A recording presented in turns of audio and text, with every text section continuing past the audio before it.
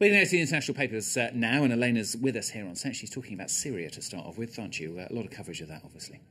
Yes, indeed. Slaughter set to continue as Assad backs away from ceasefire plan. That's the headline over at The Independent. The news being, of course, that he said he wanted opposition groups to agree to put down their weapons before he would pull troops out of cities in Syria.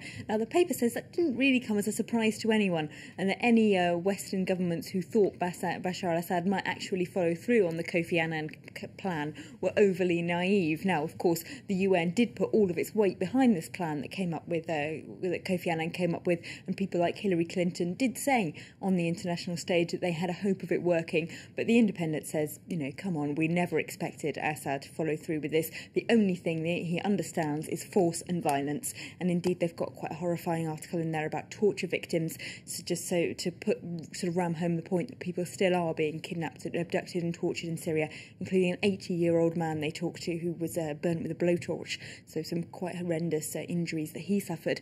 Now, what about what's at stake more widely in the Syrian conflict? There's an article in Foreign Policy that says this essentially is a proxy war going on between Iran and Saudi Arabia, and that's why it will be so difficult to untangle in the long term. Now, they reckon the Sunni and Shia powers have fought separate proxy wars already in Bahrain, Lebanon and Yemen, but this is the really big stage. Now, for Iran, it would be a huge geostrategic loss if Bashar al-Assad's regime falls, so they're backing him with everything they've got.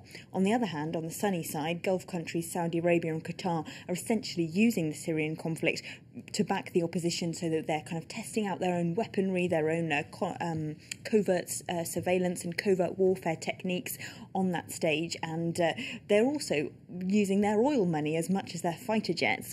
Foreign Policy reports that Saudi Arabia is trying to bribe senior figures within the Syrian army and the Syrian government into changing sides, so it might actually be their wallets more than their weapons that help influence the conflict there. Elena's staying in the Middle East for her second tranche, if you like. Egypt announcing the final list of presidential candidates, but it's proving pretty controversial.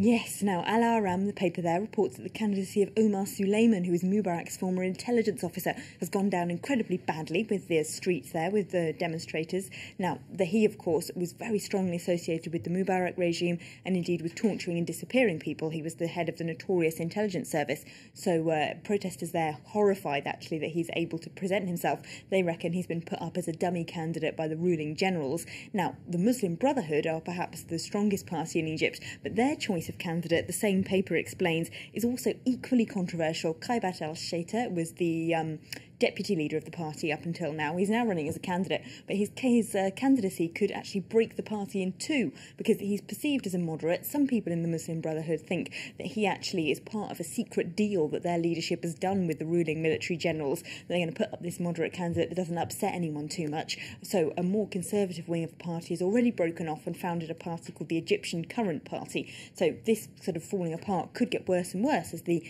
presidential campaign goes on, they say. And over in the Egypt Independent, they say that this also could become a regional conflict, because Qatar and Saudi Arabia are at daggers with each other over the choice of candidate in Egypt. Qatar backs the Muslim Brotherhood and has indeed put $10 billion worth of funding in infrastructure projects in.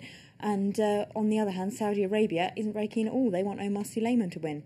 And finally, writing a poem about Middle Eastern politics could be a diplomatic way to discuss the situation. Turned out quite the opposite. This is for German Nobel Prize winner Günter Grass. It's not often a poem causes a diplomatic incident, is it? Not that often. No. Günter Grass, the Nobel Prize winner, who of course is extremely famous and known as a sort of political conscience in Germany, caused a huge row when he wrote a poem which calls Israel a danger to world peace in a German newspaper last week. Benjamin Netanyahu himself complained about the poem and said that Grass would not be welcome in Israel. Now, the foreign minister of Germany, Guido Westerwelle, has had to apologise personally in an article in Bild newspaper yesterday. But over in Israel, in Haaretz newspaper, columnist Gideon Levy says that maybe the Israeli government needs to learn to take this kind of criticism more easily, instead of causing a huge diplomatic fuss over it. All right, Elena, thanks very much. That's Elena with the international papers here on France 24.